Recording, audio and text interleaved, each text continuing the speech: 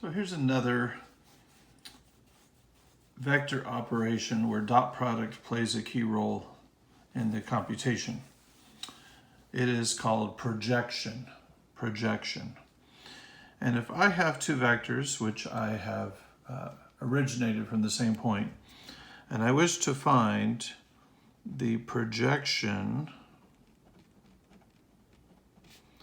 of u onto vector v, the notation we would use for this is PROJ, and this might remind you a little bit of the notation for logarithms. Vector u is on the same line, and we're going to project onto vector v, which will be written with a subscript. So u is on v, u onto v, u up here, v down there. I'll write the formula before we're done with this little segment, but I want to do it visually first. The projection is a lot like a shadow.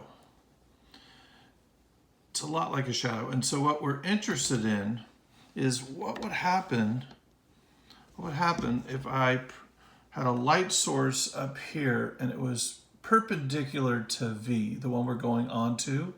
We're making a shadow on V. What would that shadow look like? What would that shadow look like? And so there's several ways of going about it. We could, I could use this pen here and just sort of draw this horizon, the ground, so to speak, because the vectors are oriented nicely. The projection onto V is the shadow you would make on this ground. Not you like the person, but you like this vector. What does the shadow of vector u look like on the ground? So if we started here and worked our way across, I think it's about right here is where it would end. So the vector from here to here would be this projection. Now typically when it's drawn, you would write the vector on the same line. You would see the visual would be, here's the one vector and here's the second vector, and the projection would look like this. And our imaginations have to supply the fact that there is a right angle here. What is that term? Orthogonal. Orthogonal. We would typically draw it this way, but remember, vectors have direction and magnitude. So when we're said and done, we're interested in the direction and magnitude of this red vector. All right, so that would be the projection. I'm going to put a little vector symbol over that. That's the projection. Now let's suppose I drew the same two vectors.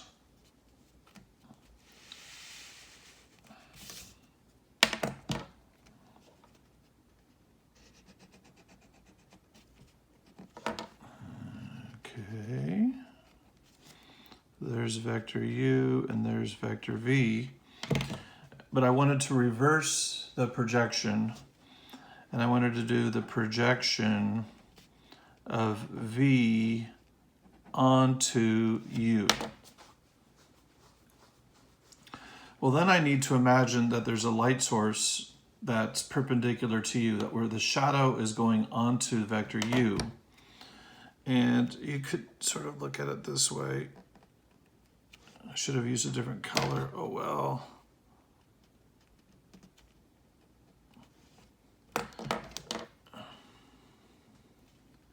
From here to here would be our vector, our projection. This red vector would be that projection. What if the two vectors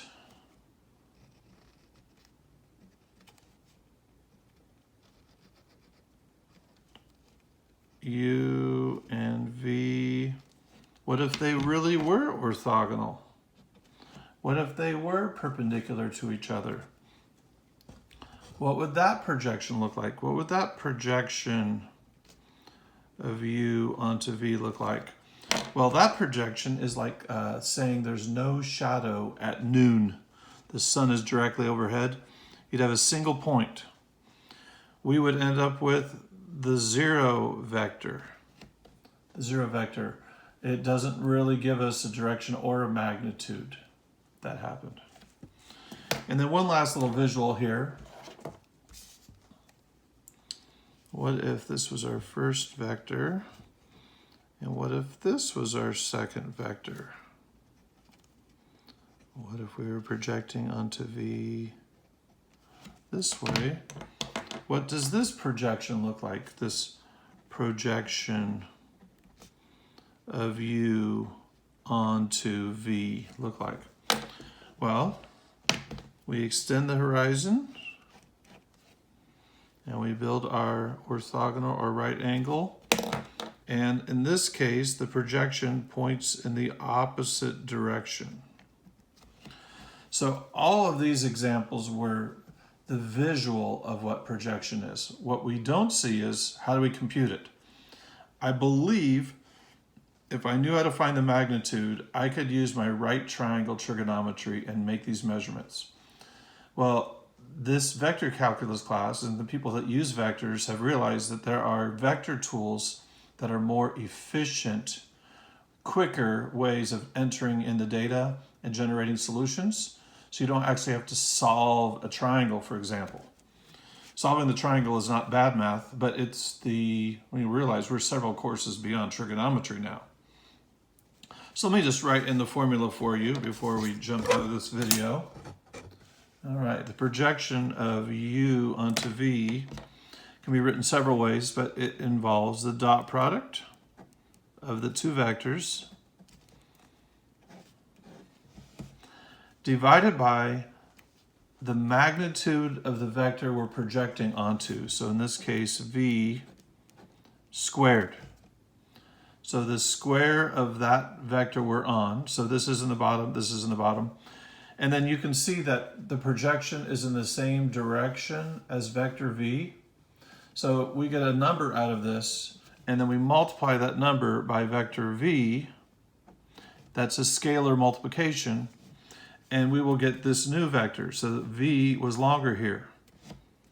This shadow here is shorter than vector U. But this will be the calculation. So I'm going to have a little video to derive it, and then I'll have another video to do some, a couple of computational examples. All right, until next time.